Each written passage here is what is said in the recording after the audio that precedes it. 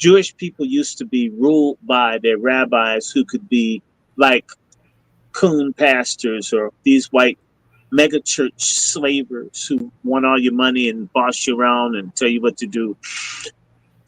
Jewish people used to have the same way in India. You've got a civil Indian code, you've got an Islamic code. Depending on who you are, you're governed by the law that your religion subscribes to.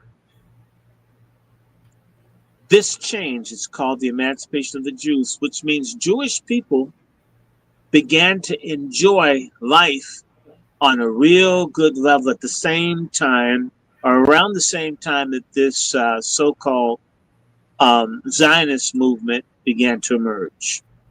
So there are two different pulls. There's a pull towards assimilating and staying in Europe where people are from, and a minority group that was super unpopular that was saying, let's go to Palestine, sort of like your dumb fuck Pan-Africanists who are talking about, let's all go to Africa.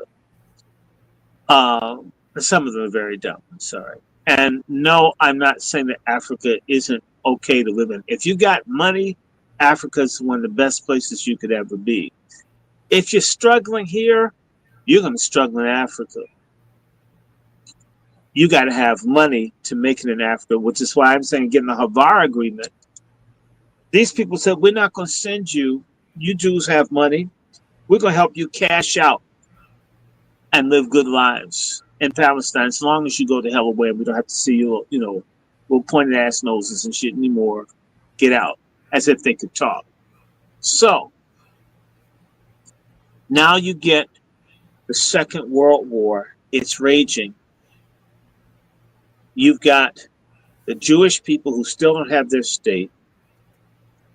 They have different gangs, Haganah, Stern Gang. There's some others, forgive me, but I mentioned two of them.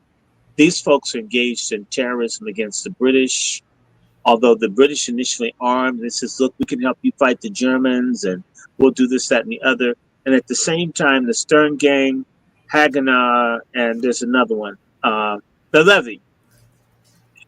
These people were also, in particular the Stern Gang, tried to have a conversation with Hitler. Hitler, if you win, can we have a Jewish homeland? Mm-hmm. Believe it or not, at the height of Jewish people getting gassed and killed, they could go back and get an audience and say, hey, how Hitler? Hi, Hitler. Hey, man, I'm the kike you don't like that you kicked out. But you know what? I don't want to come back. If you take over the world, can we Jews just have some place we can kick Arabs in the ass and be by ourselves? And I don't think that really kind of took off. But at the same time, they were trying to get Hitler's help. The Mufti, al-Husseini, the spiritual leader of the Palestinians, was up trying to meet with Hitler to try, hey, man, we got all these yarmulke-wearing assholes taking all our shit, man. And I heard how you just want to gas all of them, like take them all out. Man, I really think you're the greatest of all time. Could you help us, like, kill a few Jews so we can have a little bit of sand dunes to ourselves? I don't think Hitler really helped him, but Husseini said, you know what? I'm going to show you how useful I am. I'm going to help you kill Christians in the Balkans. So they were down in Yugoslavia just killing everybody's ass. They were so damn violent. Until it's making Nazis need air sickness bags and shit. I thought I hated people until I met these Arabs. Anyway, this was everywhere. And you'll see the same trend that there were people that were with the Japanese, Asian independence, Indonesia, Vietnam, all of the Asian countries that had been colonized by the Europeans got a boost. Malaysia too. From the Japanese kicking the shit out of the European people between 1940 and 1944 until the Empire of Japan, their co-prosperity sphere shit went down with the big bomb blast. White folk blast the hell out of them for messing with their shit. But Indonesia got independent by 49. India got its independence in 47. All of these different countries were getting their independence North Vietnam, well, the French had a fight in Vietnam. Ultimately, by the middle 50s, the French had to get the hell out. So by 1954, you had a North and South Vietnam after Dien Bien Phu. You had the situation with Malaysia. They had a little insurgency there. By the way, all the gangs where the black people are killing each other here and in Africa was mastered by a guy named Gibson, who was Sorry. teaching people how to get different people who are black and brown to like kill each other for the purposes of white power.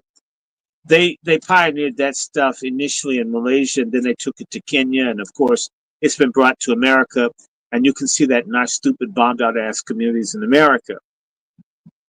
But I'm just trying to say to you, people who want to be liberated from England and France and Portugal and everywhere else saw the fascists or saw Japanese fascism, German fascism, not so much Italian fascism. They saw that as perhaps a way to get a different life. Now, we all know what happens. You know, he couldn't run, he couldn't hide. Hitler and this bitch committed suicide, right? That was in April 1945. Then you had all these Jews who nobody tried to save. That includes American Jewry, could have done a lot more, but the people are more interested in trying to shore up their themselves here in American life and didn't want to talk about anti-Semitism